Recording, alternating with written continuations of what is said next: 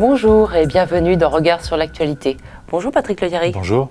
Alors on commence avec un retour sur la séquence électorale 2017, marquée par une soif de renouveau démocratique à la présidentielle. Elle se solde par un record d'abstention aux législatives. La République en marche rafle 355 sièges, tandis que la gauche de l'hémicycle est dépeuplée, même si le Parti communiste et la France insoumise résistent avec l'élection de 27 députés.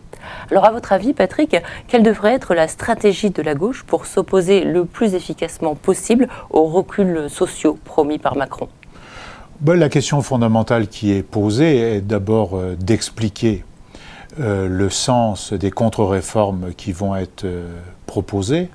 Et il y en a une série sur les enjeux sociaux et économiques, et même sur les libertés, parce que l'inscription de l'état d'urgence dans la durée, même si peut-être ce ne sera pas dans la Constitution, pose un problème de rupture avec ce qu'était notre République jusqu'ici, c'est-à-dire l'équilibre entre sécurité et liberté. Donc il faut beaucoup expliquer, il y a des illusions qui vont tomber, et créer les conditions de mouvement, de rassemblement pour empêcher ce qui peut l'être, mais surtout pour essayer d'infléchir ou d'inverser même un certain nombre de choix qui vont être mis sur la table dès les prochaines semaines, de telle sorte que le Parlement puisse quand même jouer son rôle. C'est-à-dire, je crois qu'il ne faut pas hésiter à aller voir le député de La République En Marche ou le député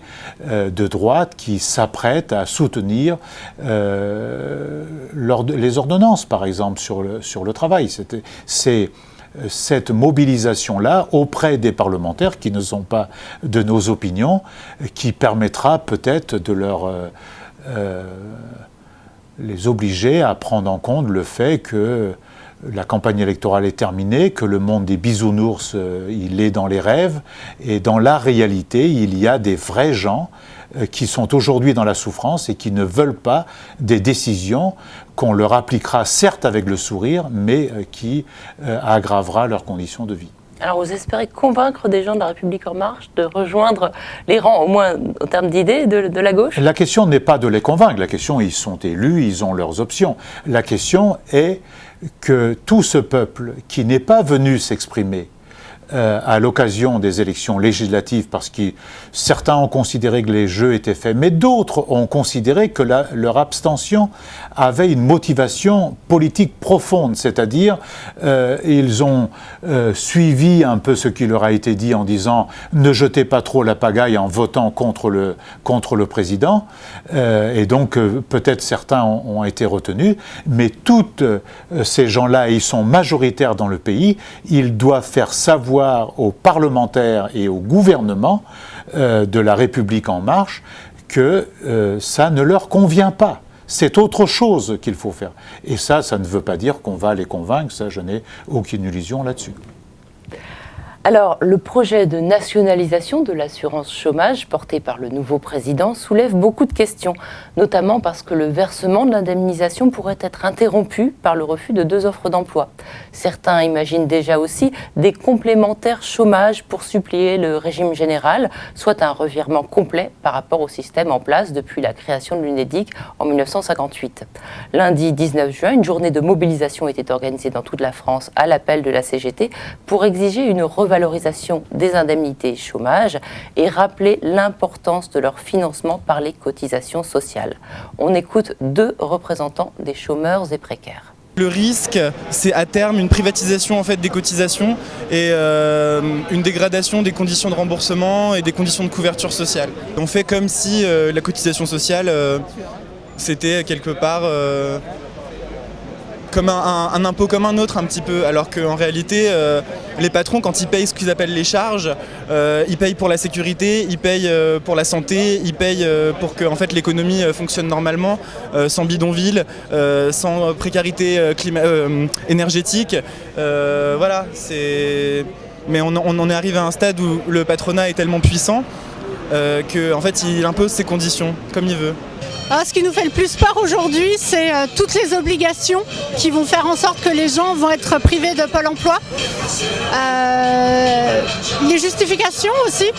Les gens doivent beaucoup se justifier, alors qu'il y a beaucoup d'offres aujourd'hui qui sont postées sur Pôle emploi et qui ne débouchent pas sur du travail, puisque ce sont des offres pour se créer des viviers. On le sait bien, moi je suis recruteur dans une agence d'intérim et on a des annonces comme ça pour le cas où on a une demande. Alors contrairement à la réforme du Code du travail, cet aspect du programme d'Emmanuel Macron a été assez peu commenté. Qu'est-ce que vous en pensez, vous ? C'est le principe même de la présentation des contre-réformes par l'actuel président de la République. C'est qu'à chaque fois, ça apparaît en principe de bon sens, ça c'est présenté avec le sourire et c'est présenté comme avantageux. Mais la vérité, elle est dans le fait qu'on s'engage là vers quelque chose d'extrêmement profond. De quoi s'agit-il ? Aujourd'hui, sur le salaire qu'on perçoit, on a un salaire brut. Dans le salaire brut, il y a une part de ce salaire qui est une sorte d'épargne de sécurité pour le chômage, pour la retraite, pour la maladie. Ça, c'est du côté salarié. Et du côté de l'employeur, c'est aussi la même chose. C'est-à-dire, l'employeur, il paye aussi de son côté une part de cotisation qui sert aussi à cette sécurité. Or, aujourd'hui, par un tour de passe-passe incroyable, on dit, mais on comprend, on appelle ça d'ailleurs des charges, c'est passé du mot cotisation au mot charge. On comprend, vous avez des problèmes de charge, et puis on va améliorer votre salaire, on va supprimer cette charge que vous avez. Et donc on va augmenter artificiellement votre salaire. Mais en apparence, on augmente le salaire. Mais en réalité, on diminue la sécurité de vie en cas d'accident, en cas de maladie, en cas de chômage, et surtout pour la retraite demain. Mais dans le cas de la question qui est posée là, on va se trouver dans cette situation où on va assécher cela d'un côté, de l'autre côté, on va augmenter la contribution sociale généralisée pour les salariés et les retraités, et au bout du bout, on va donc étatiser, prétendument étatiser, la couverture chômage pour évidemment un jour ou l'autre nous dire mais l'État ne peut pas supporter tout ça et il y a des recommandations européennes et des critères à respecter, donc il faut trouver un autre système et cet autre système sera celui soit de complémentaires privés pour le chômage, donc on va privatiser y compris l'assurance chômage elle-même, comme on veut privatiser l'assurance maladie. Donc, nos concitoyennes et nos concitoyens doivent bien comprendre qu'on est en train de sortir des acquis du Front populaire, mais surtout des acquis du Conseil national de la résistance, en modifiant notre droit social, mais on va le modifier au détriment des salariés. Parce que ce que ne payera pas le salarié, l'employeur aussi se sera défalqué. Et lui, pour l'employeur, ça améliore sa sécurité, la sécurité des profits, pas forcément la sécurité de l'entreprise, mais la sécurité des profits parce qu'on va augmenter le taux de profit, c'est-à-dire ce que demande le grand patronat aujourd'hui, et ceci pour éviter la rémunération du travail, c'est-à-dire il gagne sur deux tableaux. On lui défalque sa part de cotisation, et d'un autre côté, on dit mais vous allez avoir des salariés qui vont moins revendiquer parce qu'on va leur enlever cette partie-là qui va être inclus dans le salaire, qui va devenir du salaire net en augmentation. C'est un tour de passe-passe incroyable qui va se faire au détriment de tous les salariés de notre pays. Et ceci, il faut le faire connaître, et donc ça fait partie du travail que l'humanité, que les parlementaires, les élus de la gauche de transformation, et même au-delà de la gauche de transformation, toute la gauche, je pense, parce qu'ils se revendiquent, j'imagine, du Front populaire et du Conseil national de la résistance, ont à expliquer autour d'eux pour qu'on ne tombe pas dans ce piège. Toujours côté social, mardi 20 juin, les agents du ministère du Travail manifestaient contre les suppressions de postes. Entre 2009 et 2017, leurs effectifs ont en effet diminué de 20%. L'inspection du travail est particulièrement visée par ces coupes sombres. Dès l'entrée en fonction de la nouvelle ministre, Muriel Pénicaud, les agents ont tenté de l'alerter. Sans succès, comme il nous l'explique. On nous a annoncé, notamment l'inspection du travail, des suppressions de sections, ce qui veut dire qu'en fait on va redécouper la carte des villes et que donc chaque agent aura un territoire plus grand, donc plus d'entreprises à contrôler et plus de salariés à assister. Ça ne marche plus. À l'inspection du travail, nous ne sommes plus en capacité de répondre aux usagers, nous ne sommes plus en capacité d'aller dans les contrôles et dans les entreprises pour les contrôler à hauteur des demandes qui sont effectuées. Nous ne sommes plus en capacité de dresser les procès-verbaux et de les transmettre au parquet. Et c'est l'impunité des délinquants patronaux qui règne. On attaque vraiment les droits des salariés sur tous les plans. Donc les règles changent, elles deviennent moins accessibles. On rend moins possible le contrôle et l'assistance des services de l'inspection du travail. Et on rend plus difficile l'accès au prud'homme, ce qui conduit à placer les salariés, c'est-à-dire la majorité de la population, dans un état d'assujettissement qui est inacceptable en démocratie. Il y a deux discours. Il y a un discours officiel qui prône le dialogue et autres. Nous, on ne le voit pas. Dans les instances, il n'a pas lieu. Nous n'avons pas communication des documents ni des informations. Il n'est pas possible de dialoguer avec aucun des encadrants à tout niveau hiérarchique que ce soit. Et au niveau de la ministre du Travail, il est clair qu'elle n'a toujours pas satisfait aux demandes de rendez-vous. Et encore aujourd'hui, je doute qu'aujourd'hui, elle nous reçoive. Et c'est bien dommage, parce que pour un ministre du Travail, ce serait la moindre des choses que de recevoir ses agents et de défendre leur mission. Alors le moins que l'on puisse dire, c'est que l'État ne donne pas le bon exemple en termes de négociation sociale directe avec ses agents. Est-ce que vous y voyez le signe d'une manière autoritaire de gouverner ? Non, mais ce n'est pas une question de négociation sociale, c'est une question de cohérence politique. On l'a appelée la ministre du Travail, mais en vérité, elle est la ministre de la destruction du droit du travail. Dès lors qu'on est ministre de ça, nous n'avons plus besoin d'inspecteurs du travail. Et évidemment, sur un fond de réduction des crédits publics pour les missions publiques, bien évidemment. Mais la cohérence de fond, elle est là. Et on ne va pas pouvoir nous dire qu'on veut, par exemple, une modification de la directive des travailleurs détachés en supprimant des inspecteurs du travail. C'est exactement le contraire qu'il faudrait faire. Si on veut modifier la directive et mettre les travailleurs de l'Union européenne à égalité, qu'ils travaillent ou qu'ils exercent leur activité, et contrôler l'ensemble de ces boîtes noires qui surexploitent aujourd'hui des travailleurs qu'on dit détachés, eh bien, il faudrait au contraire inventer un corps européen d'inspecteurs du travail. Donc, comme on ne veut rien faire de tout cela, comme la logique c'est la concurrence de tous contre tous, comme c'est la guerre économique, eh bien, la logique n'est pas une logique de négociation, est une logique politique fondamentale et qui est une logique de cohérence qu'il faut absolument transformer. Et malheureusement, aujourd'hui, le rapport de force nécessite d'être modifié pour contrebattre des dispositions comme celle-là. On passe à l'homme de la semaine, c'est Helmut Kohl, l'ex-chancelier allemand est mort vendredi 16 juin à l'âge de 87 ans. Les multiples hommages qui lui ont été rendus le présentent comme le grand architecte de l'Europe. Or, il avait imposé une construction de la zone euro aux conditions des grands groupes ouest-allemands à l'origine des déséquilibres européens actuels. Alors Patrick, à votre avis, est-ce que la refondation du projet européen peut se passer d'un regard critique sur son histoire ? Oui, il n'y a pas de bilan de l'application des traités européens, notamment du traité de Maastricht et du traité qu'on a appelé par la suite le traité de Lisbonne, et évidemment du traité budgétaire.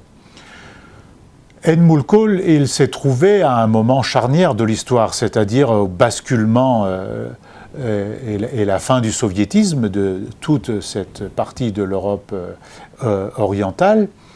Et il a fait la réunification allemande, mais il a fait la réunification allemande dans des conditions extrêmement dures, puisqu'il a voulu égaliser d'emblée le marque de l'Est et le marque de l'Ouest, et il a profité des institutions européennes, des fonds européens, pour le faire, avec des dégâts considérables, notamment du côté de l'Est, qui avait un retard de développement considérable. Ils avaient des droits sociaux, ils avaient des acquis sociaux, mais ils avaient un retard de développement, un vieillissement de leur appareil de production, mais il a fait à ces conditions, aux conditions des Konzerne allemands.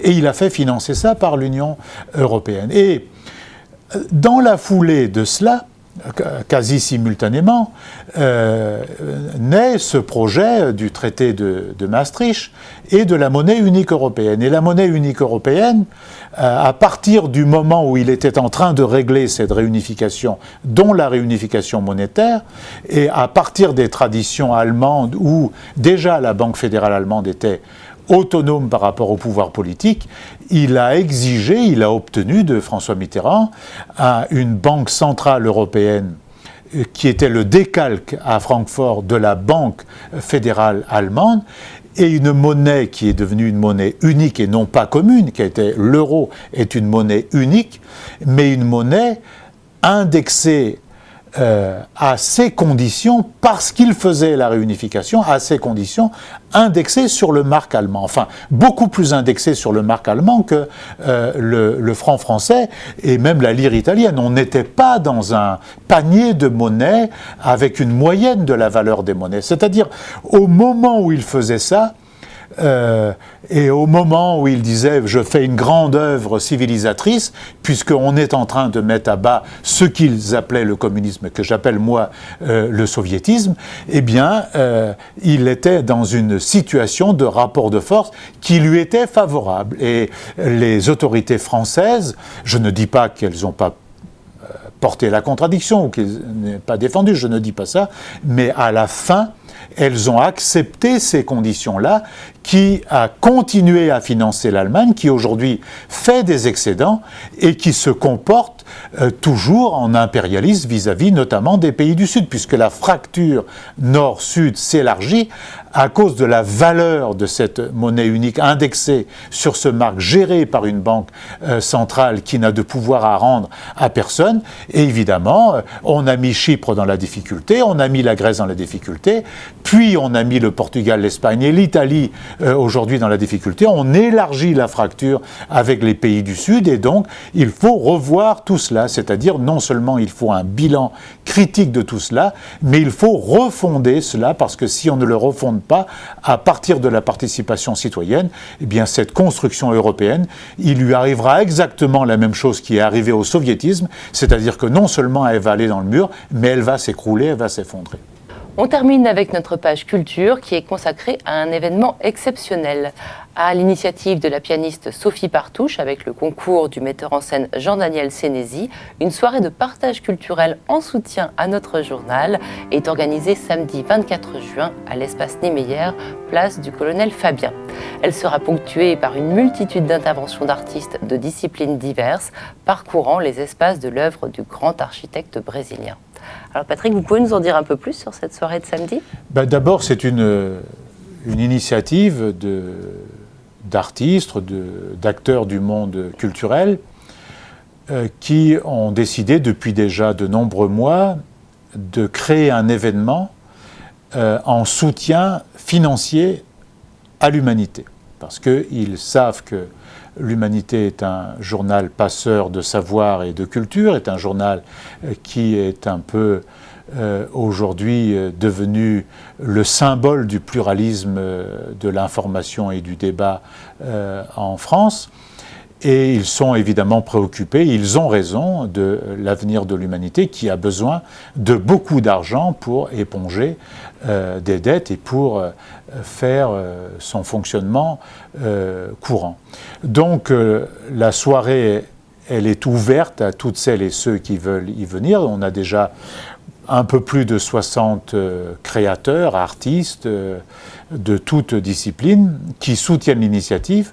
Une vingtaine d'entre eux seront présents physiquement et ils ont eux aussi le loisir de se produire ou de produire quelque chose. Soit un bout de film, soit de lire un texte, soit de faire quelques accords de musique de leur choix, soit de lire des poèmes, soit de dire quelques mots, et dans une déambulation dans l'espace de l'œuvre de Oscar Niemeyer, où nous allons combiner à la fois la géographie de cette œuvre et puis la géographie culturelle à partir de la musique essentiellement au départ, mais qui maintenant va s'enrichir d'autres disciplines. Et donc, moi j'invite à venir pour rencontrer évidemment ces artistes, pour passer un moment agréable, pour se cultiver, pour se changer vraisemblablement les idées, et en même temps, c'est le point de départ d'une nouvelle campagne de collecte de dons, de prêts et d'argent pour notre journal qui risque, si on n'arrive pas à avoir plus de moyens, de passer un été extrêmement difficile, puisque je ne peux pas dire publiquement la totalité de notre situation à cause des aigles qui nous regardent, mais je peux dire qu'elle est très difficile. Je peux dire qu'on a besoin à nouveau de soutien financier extrêmement important. Samedi, je vais relancer des initiatives en ce sens, parce que l'humanité peut être menacée assez rapidement si à nouveau nous ne trouvons pas quelques moyens financiers supplémentaires, et ceci avant la fin du mois d'août. Le mois de juin est déjà difficile, je pense pouvoir le régler dans les 2 ou 3 jours qui viennent, mais ma perspective pour le 31 août, elle reste compliquée, l'équation reste compliquée. Donc c'est une initiative originale, culturelle, mais c'est une initiative surtout de soutien, et c'est un message que nous donnons à l'extérieur, à toute une série de gens qui nous regardent, qu'il s'agisse des pouvoirs publics, qu'il s'agisse des médias en général, qu'il s'agisse de gens qui évoluent dans le secteur privés, qui sont attachés au pluralisme de la presse, qui voient bien les dangers qui continuent d'exister dans notre pays. C'est vrai que le cycle des élections est terminé, mais ce n'est pas parce que le cycle des élections est terminé et que nous avons évité le pire qu'il ne faut pas croire que tout ceci ne remine pas dans la société. Et pour empêcher ce populisme de droite et cet extrémisme de droite de continuer à monter, pour aider au partage des savoirs et de la culture, pour aider à la confrontation démocratique, au pluralisme des idées dans notre pays, tout le monde sait très bien qu'il faut aider, il faut créer les conditions pour aider l'humanité à survivre, parce que la différence entre nous et la multitude des autres aujourd'hui, c'est que nous ne sommes pas et nous ne serons pas adossés à un groupe industriel et financier. Nous ne vivons que grâce à des initiatives comme celle-là et à l'engagement de nos lectrices et de nos lecteurs. Par conséquent, venez-y samedi et par la suite, créer les conditions d'un beau succès, d'un beau rassemblement fraternel, culturel et citoyen de la fête de l'humanité dès la première quinzaine de septembre. On y sera. Merci Patrick Le Yarrick. Merci bien. On se retrouve très bientôt pour un nouveau numéro de Regard sur l'actualité.